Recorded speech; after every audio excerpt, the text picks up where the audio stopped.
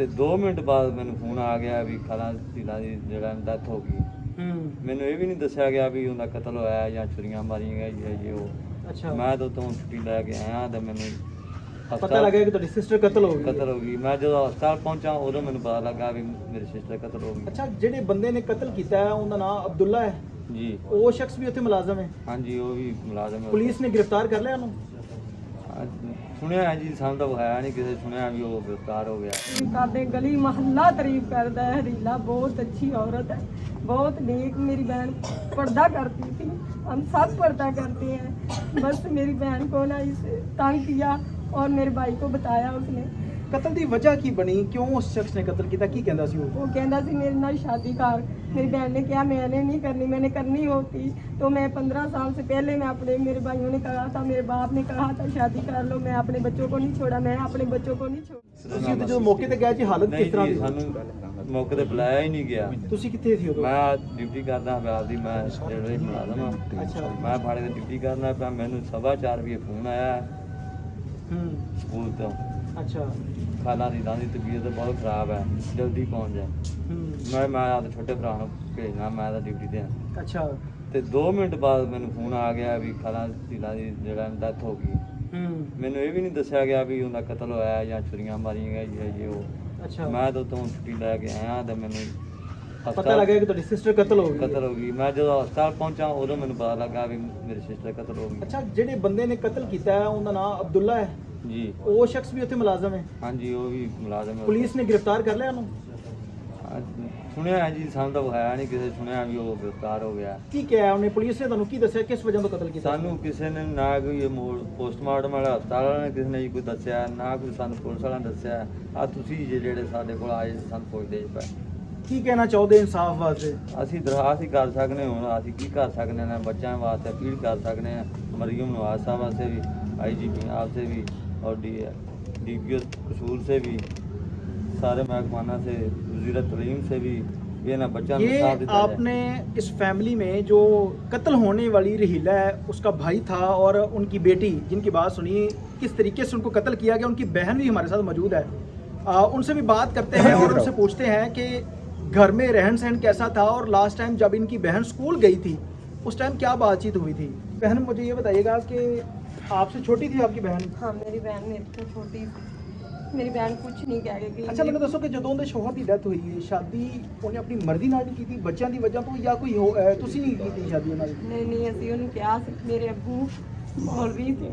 ਮੇਰੇ ਅੱਬੂ ਨੇ ਕਿਹਾ ਬੇਟਾ ਤੇਰੇ ਬੱਚੇ ਛੋਟੇ ਛੋਟੇ ਨੇ, ਬੱਚੇ ਸਾਨੂੰ ਦੇ ਦੇ, ਤੇਰੀ ਸ਼ਾਦੀ ਅਸੀਂ ਅੱਗੇ ਕਰ ਦੇਣੀ। ਮੇਰੀ ਭੈਣ ਨੇ ਕਿਹਾ ਨਹੀਂ, ਮੈਂ ਆਪਣੇ ਬੱਚੇ ਨਹੀਂ ਦੇਣੇ, ਮੈਂ ਆਪਦੇ ਬੱਚਿਆਂ ਦੇ ਸਿਰ ਤੇ ਬਹਿਣਾ ਹੈ। ਮੇਰੇ ਅੱਬੂ ਮੈਂ ਤੁਹਾਡੇ ਕੋਲ ਹੀ ਬਹਿਣਾ, ਮੈਂ ਤੁਹਾਡੇ ਕੋਲ ਹੀ ਰਹਿਣਾ ਹੈ। ਸ਼ਾਦੀ ਨਹੀਂ ਉਹਨੇ ਕਰਾਈ। ਸਕੂਲ ਪਹਿਲੇ ਵੀ ਜਾ ਰਹੇ ਸੀ 6 ਸਾਲ ਤੋਂ, ਕਦੀ ਉਹਨਾਂ ਨੇ ਤੁਹਾਨੂੰ ਸ਼ਿਕਾਇਤ ਦਾ ਕੋਈ ਮੌਕਾ ਦਿੱਤਾ ਹੋਵੇ, ਆ ਕੇ ਦੱਸਿਆ ਹੋਵੇ ਕਿ ਸਕੂਲ ਉਹਨਾਂ ਨਾਲ ਇਸ ਤਰ੍ਹਾਂ ਦੇ ਮਾਮਲਾਤ ਕੋਈ ਬੰਦਾ ਪਰੇਸ਼ਾਨ ਕਰ ਰਿਹਾ ਉਹਨਾਂ ਨੂੰ? ਨਹੀਂ, ਅੱਜ ਦੇ ਦਿਨਾਂ ਤੱਕ ਕੋਈ ਸ਼ਿਕਾਇਤ ਨਹੀਂ। ਸਾਡੀ ਤਾਂ ਸਾਰੇ ਭੈਣਾਂ ਭਰਾ ਤਾਰੀਫ ਕਰਦੇ, ਗਲੀ ਮਹੱਲਾ ਤਾਰੀਫ करता है। रीला बहुत अच्छी औरत है, बहुत नेक। मेरी बहन पर्दा करती थी, हम सब पर्दा करते हैं। बस मेरी बहन को ना इसे तंग किया और मेरे भाई को बताया उसने। ਕਤਲ ਦੀ ਵਜ੍ਹਾ ਕੀ ਬਣੀ, ਕਿਉਂ ਉਸ ਸ਼ਖਸ ਨੇ ਕਤਲ ਕੀਤਾ, ਕੀ ਕਹਿੰਦਾ ਸੀ ਉਹ? वो कहता सी मेरे नाल शादी कर। मेरी बहन ने कहा मैंने नहीं करनी, मैंने करनी होती तो मैं 15 साल से पहले मैं अपने मेरे भाइयों ने कहा था, मेरे बाप ने कहा था शादी कर लो। मैं अपने बच्चों को नहीं छोड़ा, मैं अपने बच्चों को नहीं छोड़ती। वो मैं कहती हूँ हम कोल दोनों बहनें एक घर में रहती थी अपने, वो अपने बापों को घर के रहती थी, हम पास ही रहते थे। मैं जब भी आती थी वो अपने बच्चों से प्यार बहुत करती थी। हम लोग भी डांटते थे ना, वो कहती थी आप झूठे हो, मेरे बच्चे सच्चे हैं। यानी कि बच्चों के लिए उस खातून ने शादी नहीं की, नहीं की, जिंदगी वैसे गुजार दी, वैसे ही गुजार दी, बहुत अच्छी गुजार इंसाफ दी। के लिए क्या कहना चाहेंगे आप? इंसाफ के लिए मैं ये कहती हूँ, मरियम नवाज पंजाब में जो भी मुलाजम है उसे मैं ये दरख्वास्त करती हूँ कि जैसे मेरी बहन को मारा है ना वैसे ही मारा जाए, वैसे ही मारा जाए। हो सके हमें बुला के हमारे सामने मारा जाए, फिर मेरे सीनों में ठंड बढ़ती है। नहीं तो आज तक मुझे आग लगी हुई है, ऐसी सीने में आग लगी हुई है, ऐसे लगी हुई है कि हो शख्स हमारे पास हो उसको हम लोच के खा जाएं। इस वक्त उस फैमिली के साथ मैं मौजूद हूँ कादराबाद, और जिस जगह पर उसको कत्ल किया गया है उस बच्ची को, वो थाना बीड डिवीजन का इलाका है। और قتل کے بعد وہ شخص چھری جس کے ساتھ اس نے قتل کیا ہے وہ لہراتا ہوا، کپڑوں کے اوپر خون لگا ہوا ہے، وہ اس بلڈنگ سے باہر نکلتا ہے اور اس کے بعد پھر پولیس بلائی جاتی ہے اور یہ سادہ لوگ انسان جنہیں اس بات کا پتہ ہی نہیں ہے، 2 بجے کا واقعہ اور 4 بجے جا کر ان کو بتایا گیا ہے کہ آپ کی بیٹی قتل ہو گئی ہے۔ 5 سے 6 سال جو اس اسکول میں وہ جاب کرتی رہی اور 15 سال پہلے اس کا شوہر فوت ہو گیا۔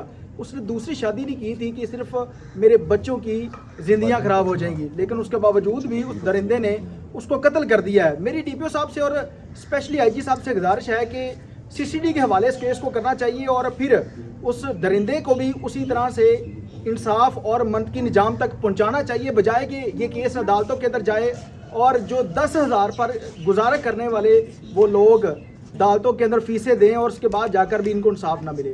اب دیکھتے ہیں کہ حکومت ان لوگوں کو انصاف کیا دیتی ہے۔ اس کے ساتھ اپنے میزبان عمیر علی کو اجازت دیجیے اور دیکھتے رہیے 42 HTV۔